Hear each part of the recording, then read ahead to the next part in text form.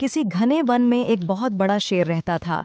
वह रोज शिकार पर निकलता और एक ही नहीं, दो नहीं, कई कई जानवरों का काम तमाम कर देता। जंगल के जानवर डरने लगे कि अगर शेर इसी तरह शिकार करता रहा तो एक दिन ऐसा आएगा कि जंगल में कोई भी जानवर नहीं बचेगा। सारे जंगल में सनसनी फैल गई। शेर को रोकने के लिए कोई न कोई उपाय करना जरूरी था। एक दिन जंगल के सारे जानवर इकट्ठा हुए और इस प्रश्न पर विचार करने लगे। अंत में उन्होंने तय किया कि वे सब शेर के पास जाकर उनसे इस बारे में बात करें। दूसरे दिन जानवरों का एक दल शेर के पास पहुंचा। उनके अपनी ओर आते देख शेर घबरा गया और उसने गरज कर पूछा, क्या बात है? तुम सब यहाँ क्यों आ रहे हो? महाराज, हम आपके पास निवेदन करने आए हैं। आप राजा हैं और हम आपकी प्रजा। जब आप शिकार करने निकलते हैं तो बहुत जानवर मार डालते हैं। आप सबको खा भी नहीं पाते। इस तरह से हमारी संख्या कम होती जा रही है। अगर ऐसा ही होता रहा तो कुछ ही दिनों में जंगल में आपके सिवाय और कोई भी नहीं बचेगा। प्रजा के बिना राजा भी कैसे रह सकता है? यदि हम सभी मर जाएंगे तो आप भी राजा नहीं रहेंगे। हम चाहते हैं कि आप सदा हमारे राजा बने रहें। आपसे हमारी विनती है कि आप अपने घर पर ही रहा करें। हर रोज स्वयं आपके खाने के लिए एक जानवर भेज दिया करेंगे। इस तरह से राजा और प्रजा दोनों ही चैन से रह सकेंगे। शेर को लगा कि जानवरों की बात में सच्चाई है। उसने पल भर सोचा, फिर बोला, अच्छी बात है, मैं तुम्हारे सुझाव को मान लेता हूँ। लेकिन याद रखना, अगर किसी भी दिन तुमने मेरे खाने के लिए पूरा भोजन नहीं भेजा तो मैं जितने जानवर चाहूंगा मार डालूंगा। जानवरों के पास तो और कोई चारा नहीं, इसलिए उन्होंने शेर की शर्त मान ली और अपने अपने घर चले गए। उस दिन से हर रोज शेर के खाने के लिए एक जानवर भेजा जाने लगा। इसके लिए जंगल में रहने वाले सब जानवरों में से एक एक जानवर बारी बारी से चुना जाता था। कुछ दिन बाद खरगोशों की बारी भी आ गई। शेर के भोजन के लिए एक नन्हे से खरगोश को चुना गया। वह खरगोश जितना छोटा था उतना ही चतुर भी था। उसने सोचा, बेकार में शेर के हाथों मरना मूर्खता है। अपनी जान बचाने का कोई ना कोई उपाय अवश्य करना चाहिए और हो सके तो कोई ऐसी तरकीब ढूंढनी चाहिए जिससे सभी को इस मुसीबत से सदा के लिए छुटकारा मिल जाए। आखिर उसने एक तरकीब सोच ही निकाली। खरगोश धीरे धीरे आराम से शेर के घर की ओर चल पड़ा। जब वह शेर के पास पहुंचा तो बहुत देर हो चुकी थी।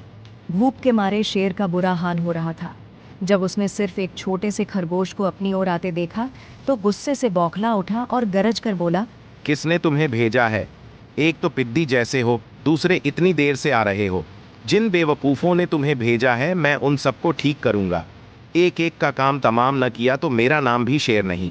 महाराज, अगर आप कृपा करके मेरी बात सुन लें तो मुझे या और जानवरों को दोष नहीं देंगे। वे तो जानते थे कि एक छोटा सा खरगोश आपके भोजन के लिए पूरा नहीं पड़ेगा, इसलिए उन्होंने 6 खरगोश भेजे थे। लेकिन रास्ते में हमें एक और शेर मिल गया। उसने 5 खरगोशों को मारकर खा लिया। महाराज, वह तो बहुत ही बड़ा शेर है। वह ज़मीन के अंदर बनी एक बड़ी गुफा में से निकला था। वह तो मुझे ही मारने जा रहा था, पर मैंने उससे कहा, सरकार, आपको पता नहीं कि आपने क्या अंधेर कर दिया है। हम सब अपने महाराज के भोजन के लिए जा रहे थे, लेकिन आपने उनका सारा खाना खा लिया है। हमारे महाराज ऐसी बातें सहन नहीं करेंगे। वे ज़रूर ही यहाँ आकर आपको मार डालेंगे। इस पर उसने पूछा, कौन है तुम्हारा राजा? मैंने जवाब दिया, हमारा राजा जंगल का सबसे बड़ा शेर है। महाराज, मेरे ऐसा कहते ही वह गुस्से से लाल पीला होकर बोला, बेवकूफ़, इस जंगल का राजा सिर्फ मैं हूँ। यहाँ सब जानवर मेरी प्रजा हैं। मैं उनके साथ जैसा चाहूँ वैसा कर सकता हूँ। जिस मूर्ख को तुम अपना राजा कहते हो, उस चोर को मेरे सामने हाजिर करो। मैं उसे बताऊँगा कि असली राजा कौन है। महाराज, इतना कहकर उस शेर ने आपको लिवाने के लिए मुझे यहाँ भेज दिया। मुझे फौरन उस मूर्ख का पता बताओ। जब तक मैं उसे जान से न मार दूंगा मुझे चैन नहीं मिलेगा। बहुत अच्छा महाराज, खरगोश, मौत ही उस दुष्ट की सज़ा है। अगर मैं और बड़ा और मजबूत होता तो मैं खुद ही उसके टुकड़े टुकड़े कर देता। चलो, रास्ता दिखाओ।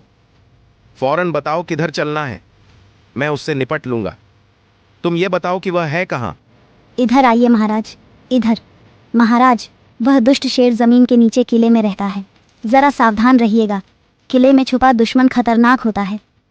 पहले जब मैंने उसे देखा था तब तो वह यहीं बाहर खड़ा था।